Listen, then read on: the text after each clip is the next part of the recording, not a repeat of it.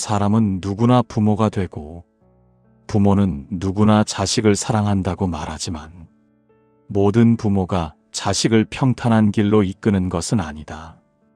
일생 동안 자식의 삶을 괴롭게 만들고 끝없이 짐을 지우고 늘 불안과 고통 속에 머물게 하는 부모도 있다. 누군가는 이를 단순한 성격의 문제로 말하지만 불교에서는 이러한 부모와 자식의 관계를 전생에서 이어져 온 업의 인연으로 설명한다. 부처님은 인연이 없는 자는 만나지 않고 업이 없는 자는 함께 살지 않는다고 하셨다. 이 말씀은 가까운 관계일수록 그 인연의 뿌리가 더 깊고 그 업의 무게가 더 크다는 뜻이다. 특히 부모와 자식의 관계는 전생에서 축적된 업의 과보가 가장 강하게 드러나는 자리이며 그 인연의 방식에 따라 자식은 평온을 얻기도 하고 고통 속에 머물기도 한다. 한평생 자식을 고생시키는 부모가 있다. 그 고생은 물질적인 것일 수도 있고 정신적인 것일 수도 있으며 자식의 삶 전체를 흔드는 무거운 그림자처럼 따라다닌다. 그 부모는 자식을 사랑한다고 말하지만 그 사랑은 집착이 되기도 하고 무지가 되기도 하며 자식에게 상처를 주는 행위로 나타나기도 한다. 불교에서는 이것을 전생에서 풀지 못한 부모의 업, 그리고 그 업의 과보를 함께 감당하러 온 자식의 인연이라 설명한다. 부처님 말씀에 따르면 부모와 자식의 만남은 단순한 혈연의 결합이 아니라 전생에서 서로 남겨둔 마음의 흔적이 다시 과보를 찾아온 것이다. 전생에 베풀지 못한 마음이 있다면 이번 생에는 갚아야 하는 인연으로 이어지고 전생에서 집착과 탐욕으로 가족을 괴롭게 했다면 이번 생에서는 그 과보가 자식에게 부담으로 돌아온다. 그렇다고 자식이 피해자만 되는 것이 아니라 자식 역시 전생에서 남긴 마음의 과보가 부모의 모습으로 나타난 것이다. 업은 서로의 마음에 남아 다음 생에서 다시 인연으로 이어지고 그 인연은 서로의 삶을 통해 마지막으로 풀려나간다. 금강경에서는 모든 현상은 마음에서 생겨나고 마음에서 사라진다고 하였다. 부모가 자식을 고생시키는 인연도 결국 마음에서 비롯된 업의 작용이다. 그 부모 역시 전생에서 가난이나 고통을 겪었거나 탐욕과 무지를 버리지 못해 집착의 업을 지었을 수 있다. 그 업의 흔적이 이번 생에서는 자식에게 고통을 전가하는 모습으로 드러난다. 그러므로 이러한 부모를 만났다는 것은 자식에게도 이유 없는 일이 아니다. 그 인연 속에는 자식이 전생에서 남겨둔 업의 실마리도 함께 묶여 있는 것이다. 법화경에서는 인연은 결코 혼자 성립하지 않으며 업은 반드시 서로를 향해 흐른다고 하였다.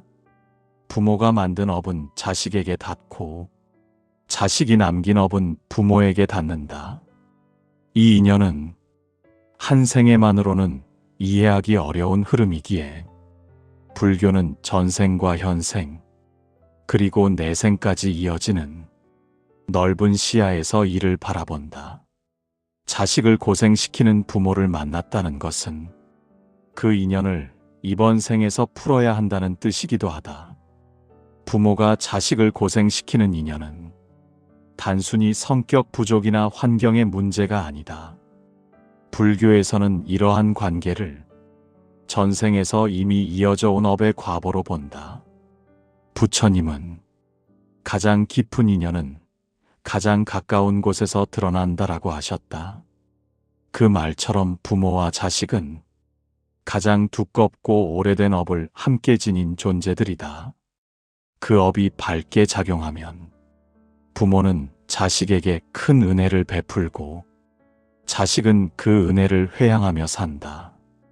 그러나 업이 어둡게 작용하면 부모는 자식을 고생시키고 자식은 그 고생 속에서 전생의 매듭을 감당하게 된다. 전생에서 지은 업 가운데 가장 무겁게 남는 것은 집착과 탐욕과 무지이다.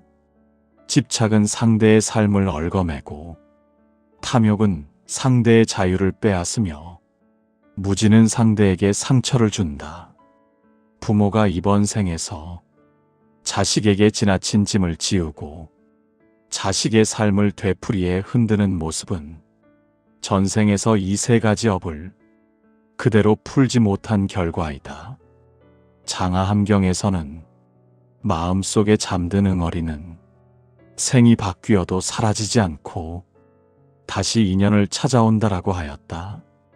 전생에서 부모가 되었던 존재가 집착과 욕망으로 자식을 몰아붙였다면 그 응어리는 이번 생에서 똑같은 모습으로 드러나 다시 인연을 얽어매는 것이다. 이때 자식은 이유 없이 부모에게 짓눌리고 늘 힘겨움 속에서 살아가게 된다. 문제는 부모가 그러한 업을 스스로 자각하지 못한다는 점이다. 대부분의 부모는 나는 자식을 사랑한다. 나는 자식을 위해 이러는 것이다 라고 말하지만 불교에서 말하는 사랑은 집착이 아니라 자비이다. 부모가 자식을 고생시키는 이유는 대부분 사랑을 가장한 집착에서 비롯된다. 전생에서 놓지 못한 집착의 습성이 이번 생에서도 그대로 드러나는 것이다. 집착은 사랑의 형태로 보이지만 그 뿌리는 탐욕이다. 자식이 부모의 뜻대로 움직이기를 원하고 자식이 고생하더라도 부모의 방식대로 살아주기를 바라는 마음. 이 마음이 강해지면 부모는 자식의 자유를 인정하지 못하고 자식의 삶을 계속해서 끌어내리게 된다. 부처님은 타인의 삶을 부정하는 마음은 곧 자신을 속이는 마음이다라고 하셨다. 이 말은 집착이 상대를 괴롭히는 동시에 자신의 삶까지 어둡게 만든다는 뜻이다. 또한 전생에서 가난이나 결핍을 크게 겪은 부모는 그 결핍의 업을 이번 생에서도 그대로 이어온다. 결핍에서 벗어나지 못한 마음은 자식에게 의지하려는 마음을 강하게 만든다. 그 결과 자식이 스스로의 삶을 살아가기도 전에 부모의 짐을 대신 짊어지게 된다. 이건 역시 전생의 업의 한 작용이다. 전생에서 내가 남에게 짐을 떠넘겼다면 이번 생에서는 누군가의 짐을 받아드는 인연으로 그 과보가 다가온다. 부모와 자식은 전생에서 서로 남겨놓은 역할을 그대로 이어받아 이번 생에서 다시 만나는 것이다. 또 다른 업의 형태는 전생에서 남에게 상처를 준 마음의 흔적이다. 화엄경에서는 상처는 다시 상처를 불러온다라고 하였다. 전생에서 상대의 마음을 아프게 했던 존재는 이번 생에서 그 상처의 과보를 가족이라는 이름으로 만나게 된다. 부모가 자식을 고생시키는 형태로 나타나기도 하고 자식이 부모에게 짐이 되는 형태로 나타나기도 한다. 하지만 그 인연이 괴롭다고 해서 그 인연이 잘못된 것은 아니다. 그 인연은 전생에서 끝내지 못한 일을 이번 생에서 풀어내라는 부처님의 인연이다. 전생의 업을 지닌 부모와 자식은 서로에게 거울과도 같다. 부모는 자식의 마음을 비추고 자식은 부모의 마음을 드러낸다. 자식을 고생시키는 부모를 만난 자식은 그 고생을 통해 전생에서 남겨놓은 업의 마지막 흔적을 스스로 태워 없앨 기회를 얻은 것이다. 부처님은 업의 과보는 반드시 오되 그 과보를 어떻게 바라보느냐에 따라 그것이 고통이 되기도 하고 해탈의 길이 되기도 한다라고 하셨다. 고생이라는 형태로 왔지만 그 고생을 지혜로 바라본다면 그 인연은 마지막 공덕이 된다. 부모가 아무리 자식을 고생시키더라도 그 인연은 끊어진 인연이 아니다. 그 인연을 통해 부모는 자신의 탐욕과 집착을 드러내고 자식은 그 속에서 마음을 관찰하고 업을 소멸할 기회를 얻는다. 이렇게 부모와 자식은 업을 통해 서로를 비추며 서로의 길을 완성해 간다. 전생의 매듭은 현생의 인연 속에서 풀리고 그 매듭이 풀릴 때 자식의 고생도 서서히 그 힘을 잃는다. 부모가 자식을 고생시키는 인연은 단순히 이번 생에서 생긴 문제가 아니라 전생에서부터 이어져 온 업의 연속이라는 점을 이해하면 그 인연을 바라보는 시선이 달라진다. 부처님은 과거를 알면 현재를 이해할 수 있고 현재를 이해하면 미래가 보인다라고 하셨다. 전생의 업을 이해하면 왜 어떤 부모는 자식을 끝없이 힘들게 하고 왜 어떤 자식은 그 고생 속에서도 묵묵히 인연을 감당하는지 그 이유가 드러난다. 전생에서의 부모와 자식 관계는 항상 이번 생과 동일한 모습으로 유지되지 않는다. 전생에서 자식이었던 존재가 이번 생에서는 부모로 나타나기도 하고 전생에서 부모였던 존재가 이번 생에서는 자식으로 태어나기도 한다. 역할은 바뀌지만 업의 흐름은 바뀌지 않는다. 전생에서 남긴 마음의 흔적이 그대로 이번 생으로 이어져 가장 가까운 관계에서 다시 작용하는 것이다. 중화함경에서는 업은 사라지지 않고 과보는 반드시 그를 따라다닌다라고 하였다. 이 말은 부모가 이번 생에서 보이는 성향과 행동은 전생에서 이미 만들어진 업의 모양이라는 뜻이다. 특히 전생에서 누군가에게 무거운 부담을 주었던 사람은 이번 생에서는 자식에게 짐을 지우는 부모로 나타나며 반대로 전생에서 누군가의 짐을 짊어지고 살았던 사람은 이번 생에서는 부모의 무게를 떠받치는 자식으로 태어난다. 업의 인연은 결코 우연이 아니며 정확한 인과 속에서 가장 가까운 관계로 다시 이어지는 것이다. 법화경에서는 가장 가까운 인연에서 가장 깊은 깨달음이 나온다고 하였다.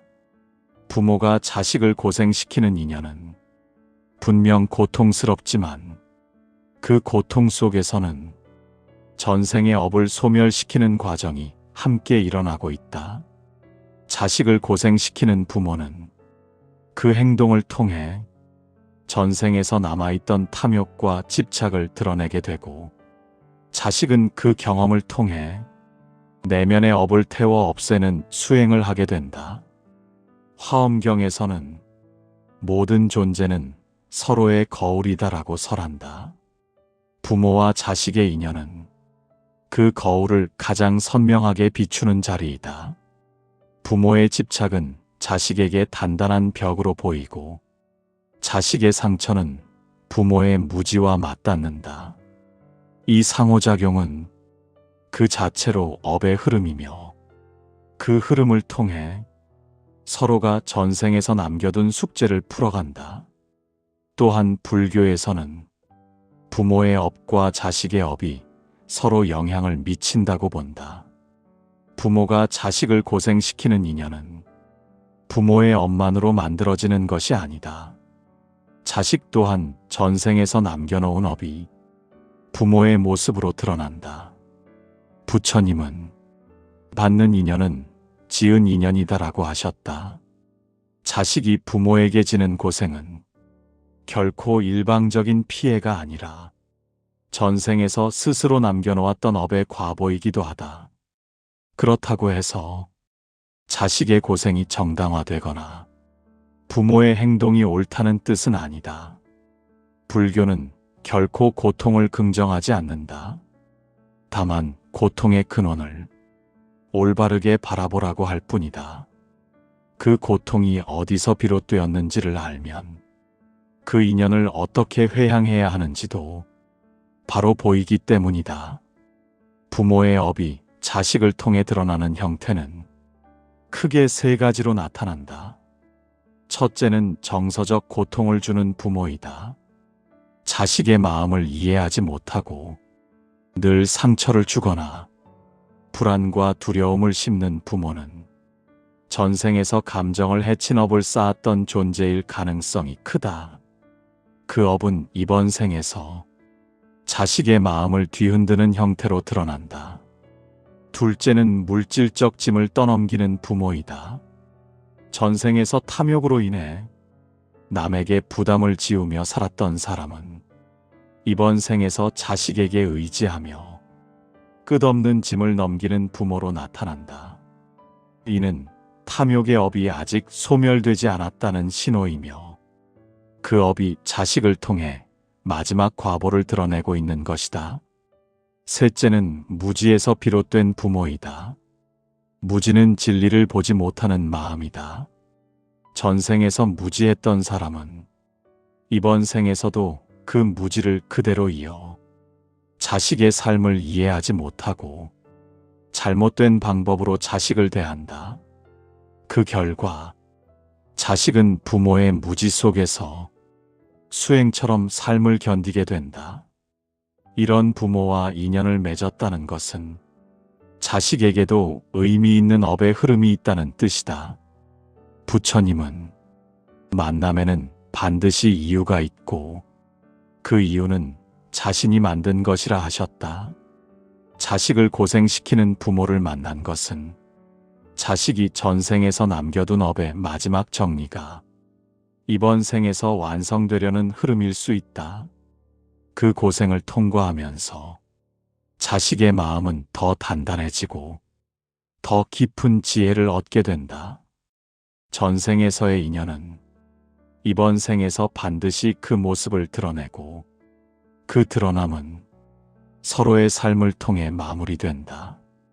부모가 자식을 고생시키는 인연 역시 그 업이 드러난 모습일 뿐이며 그 인연이 드러났다는 것은 이제 그 업을 정리할 때가 되었다는 뜻이다. 전생에서 남겨둔 업이 이번 생에서 드러나지 않는다면 그 업은 또다시 다음 생으로 이어진다.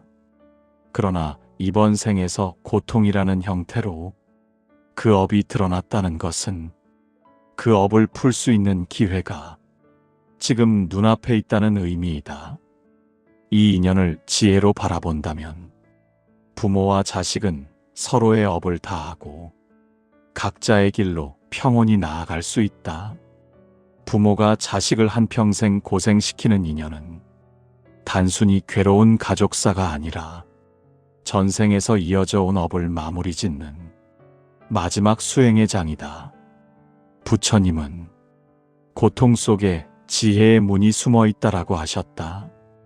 부모 때문에 평생 힘들었던 자식은 그 고통 속에서 전생의 업을 소멸할 기회를 얻은 것이며 부모는 그 자식을 통해 어두운 업을 드러내어 정리할 기회를 얻는다.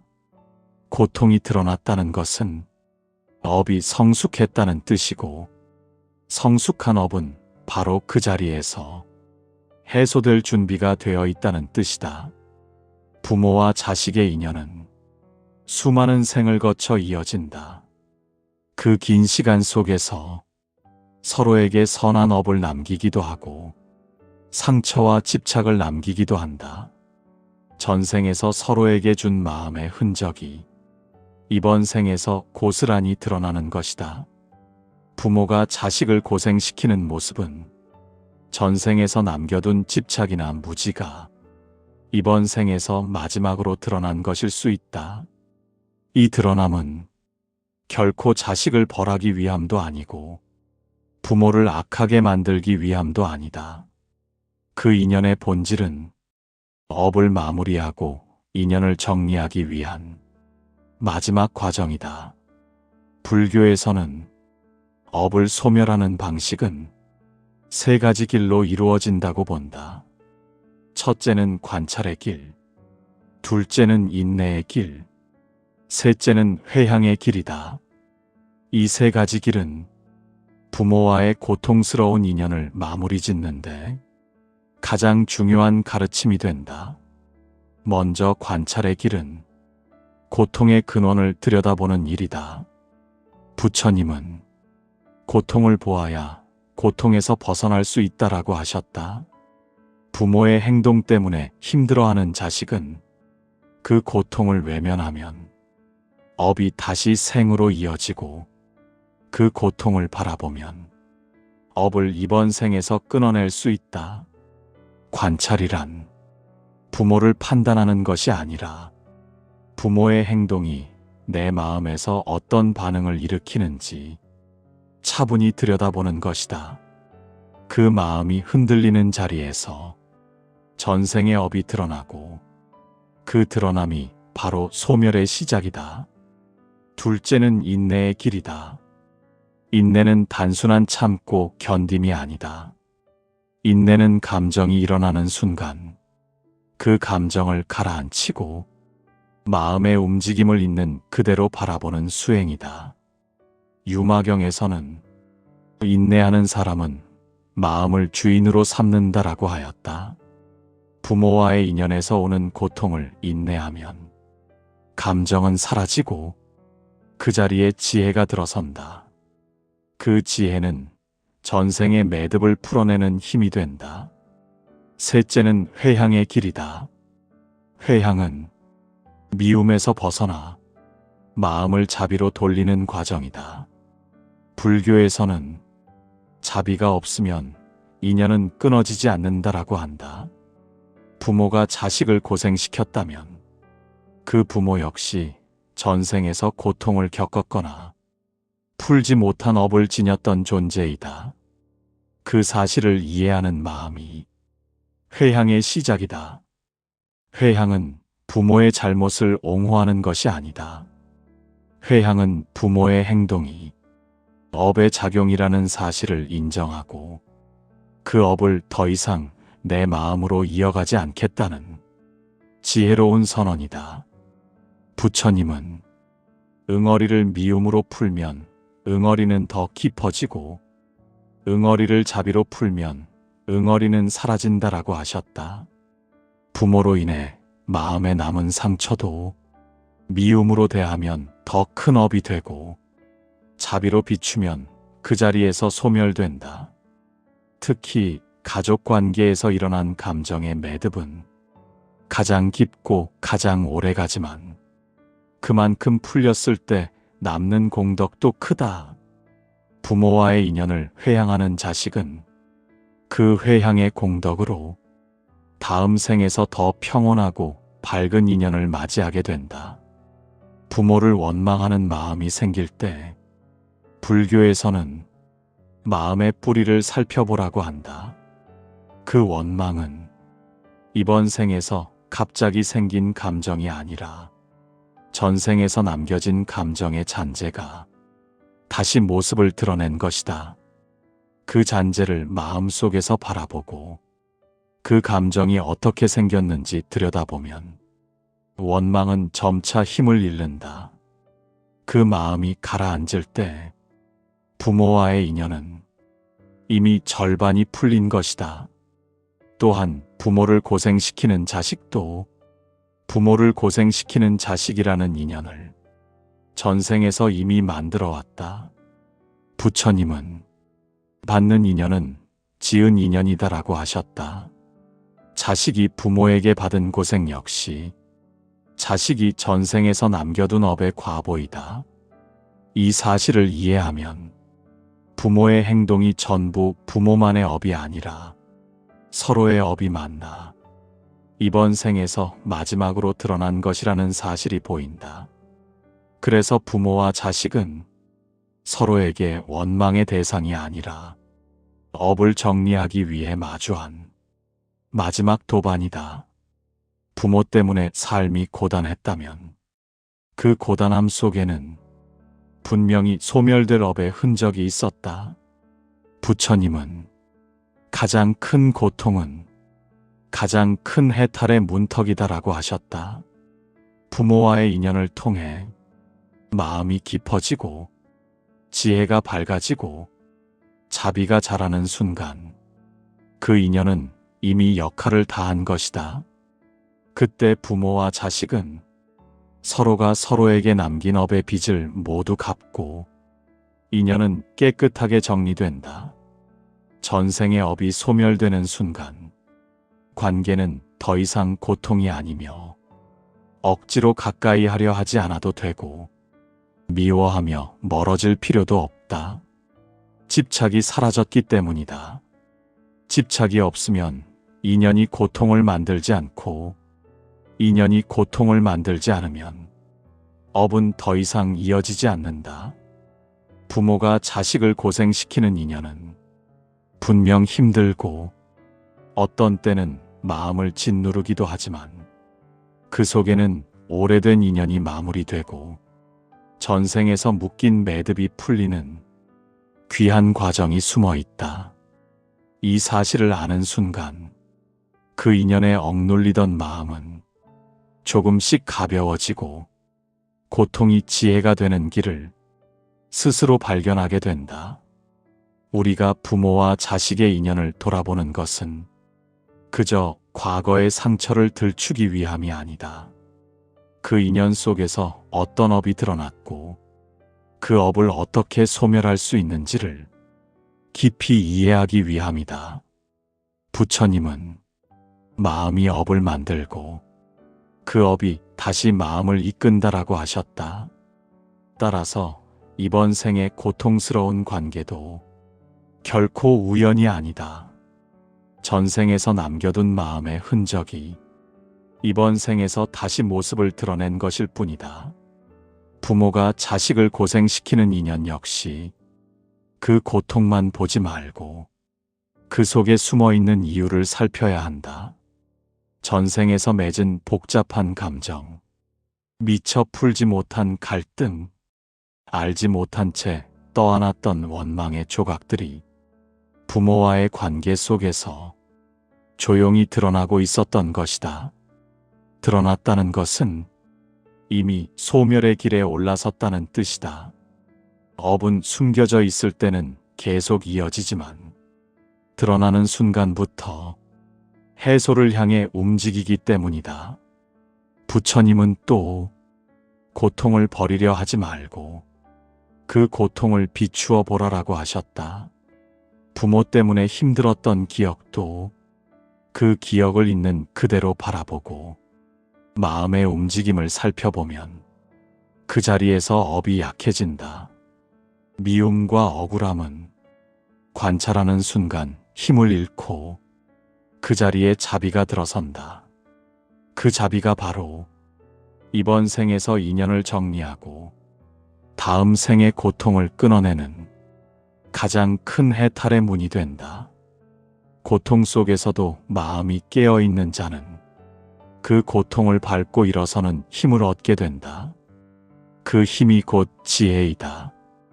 그 지혜로 업을 비추면 업은 더 이상 미래를 만들지 못한다. 그래서 우리는 이 인연을 원망으로 끝내지 말아야 한다. 이 인연은 고통 속에서 지혜를 발견하라는 부처님의 마지막 가르침일 수 있기 때문이다. 마음을 거두고 그 인연에 담긴 의미를 깨달은 순간 전생에서 이어져 온 모든 매듭은 조용히 풀려나기 시작한다. 그 자리에서 새로운 인연은 만들어지지 않고 오래된 인연은 완전히 사라진다. 그것이 업을 끝내는 길이며 고통을 벗어나는 가장 깊은 해탈의 길이다.